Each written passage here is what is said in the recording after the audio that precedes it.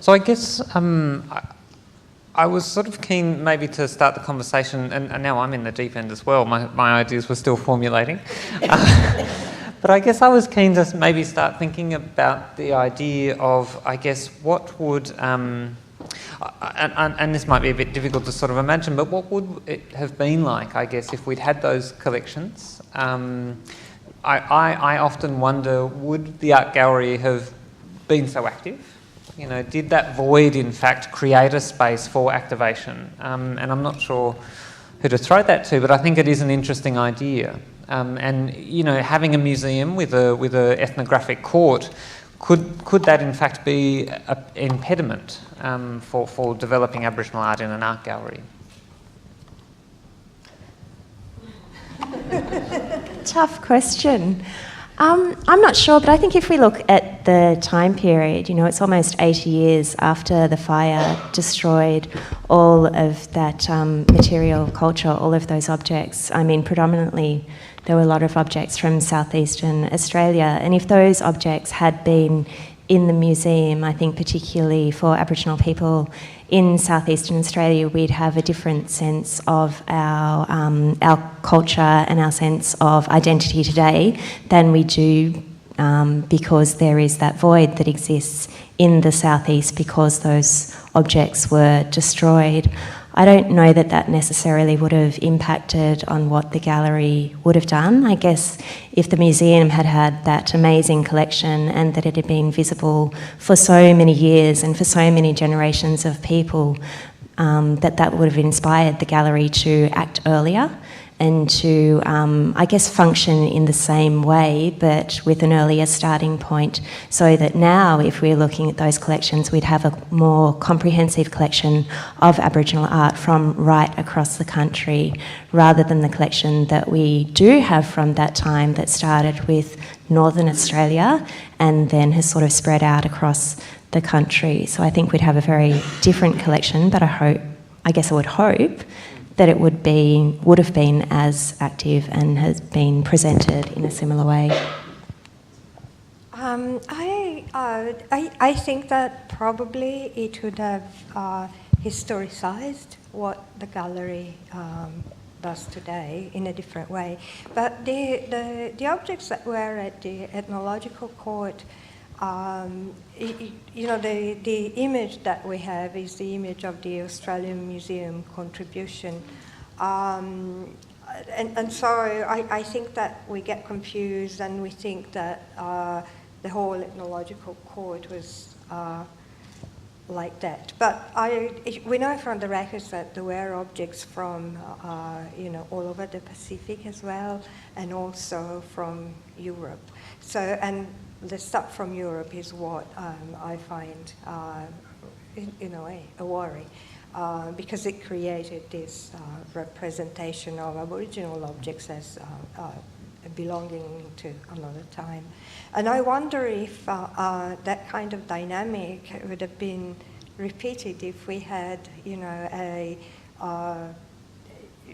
if you want, a wing with Aboriginal objects from 19th century. It would have, I don't know if it would have spelled out cultural continuity or rather, you know, some kind of antiquity or something like that. So, but I do think that it would have been still active. I do hope, yes.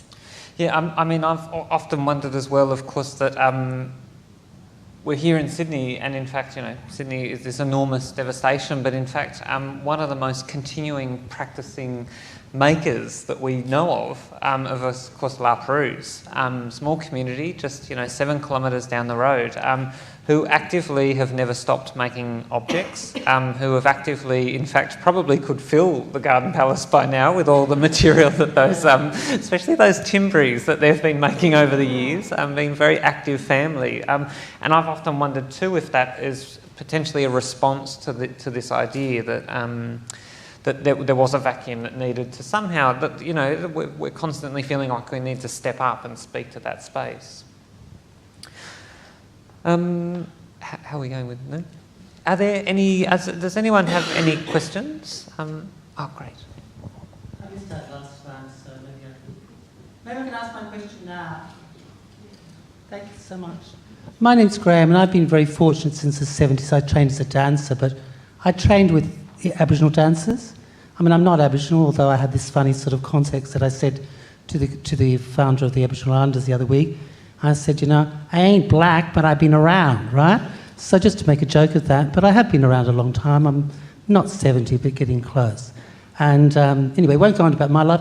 But the question I did want to ask, you talk about objects being lost, and that's an interesting concept. But because I've been grateful and been around a lot of Indigenous dance for a long time, it is still there. I mean, in the Biennale, we had this wonderful gentleman from France who was talking about dance being a cultural sort of thing within galleries now and used and looked at as art forms. So my question is the actual traditional and, you know, the kangaroo or something like that, just to make a sort of analogy, what do you think as that? Because we haven't lost those things. They're there. They're breathing. They're there in Urukala and Milingimbi, and we've got them sort of transposed to sort of contemporary things with Bangara and all that stuff, and the Aboriginal dance in Redfern and so forth and so forth. So my question is visual sort of components, not components, but the thing about culture being within Indigenous societies not looked at as sort of a, you know, like a thing that you can hold. It's a tool or something. So the question is, how do you see dance and, you know, the traditional concept of dance within visual concepts? Just me? Or I don't. Yes, I have to admit I don't know an awful lot about dance as such, apart from going to Bangara a lot. But it is an interesting question because you know, and it goes back a bit about the idea of performance, and I've been thinking about this while researching both these exhibitions and others, which is that we often look at Indigenous cultures still clearly with very white eyes, if you want. So I wonder often if, you know, what we see really is not what is performed in a way. So there are things, for instance, when you were talking about the Pukamani pose, I didn't know that the material was different. The ceremonial material is different. I didn't know, probably nobody in this room knew. So the message that was embedded in the object itself was you know, a message that most white people would not have seen. So I think that in terms of dance, probably, you know, it is pretty much, I would imagine it is a bit the same dynamic, so that what we see is not necessarily what is performed, or what is performed has, you know, a code that we cannot really understand, and that's how you know, that brings back the idea of agency. So we think that we are seeing something, but are we really? And I think it is a very interesting question. And I think this is probably also hopefully a lot of the ideas that Chloe will be picking up on. With our technical issues, I might throw away my final card, which was in fact thinking about what you're just saying there. Of course, and come to my sort of conclusion. But the notion of the bowerbird, of course, for me, quotes directly one of the most important artists from this region, which was Lynn Honest, a Yorta Yorta man who was from Kamargunja, and he in fact called himself from the bowerbird school of art. It was in fact his idea that created this narrative that in fact, as people from the southeast, we in fact have to do a whole lot of work repatching the story.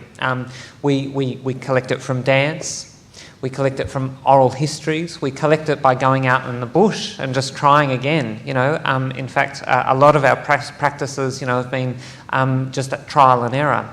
We go to historical records, and this bower-birding effect that people in the southeast, I think, do the best. In fact, I would describe it as the southeast methodology, pulling together little strands, pulling together these bits and pieces to make these extraordinary nests that we call home.